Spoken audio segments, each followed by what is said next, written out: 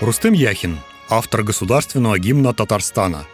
Музыкой стал заниматься с 13 лет, окончил в сокращенный срок за 3,5 года Казанскую детскую музыкальную школу.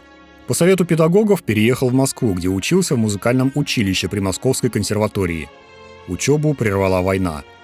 В 1942 году был призван в ряды Красной армии.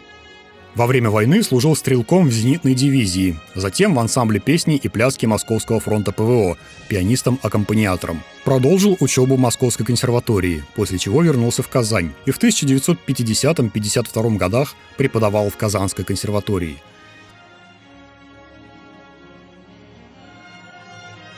У рояля заслуженный деятель искусств РСФСР, композитор Рустем Яхин.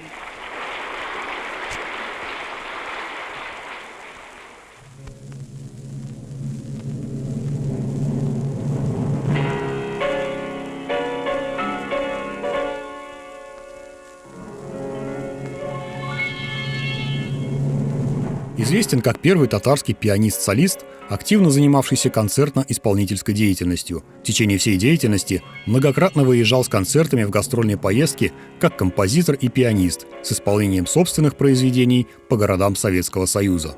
Он достиг профессионального совершенства как пианист и как композитор.